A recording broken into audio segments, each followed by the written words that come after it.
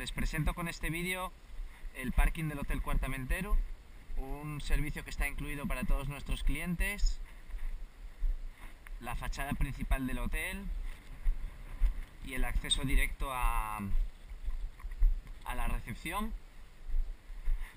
En la recepción es el punto donde realizamos el check-in, así como informamos a nuestros clientes de cualquier duda que pueda ir surgiendo durante su estancia. En el Hotel Cuartamentero tenemos también a disposición de nuestros clientes un servicio de bar, y un punto bastante interesante sería la amplia biblioteca basada sobre todo en temas relacionados con el Principado de Asturias y muchos de ellos concretamente con la comarca del Oriente. Por ejemplo, información acerca de picos de Europa y llanes en general. Tenemos a disposición de los clientes la posibilidad de conexión a internet.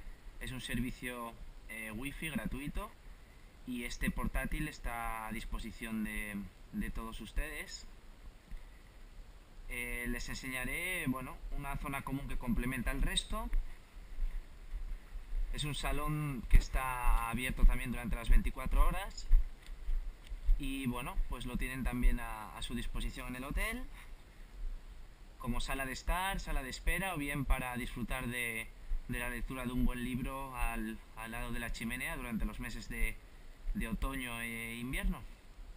Pues esto es un poco la zona común del hotel. Les dejaré a continuación unas opciones por si les interesa seguir conociendo nuestras instalaciones.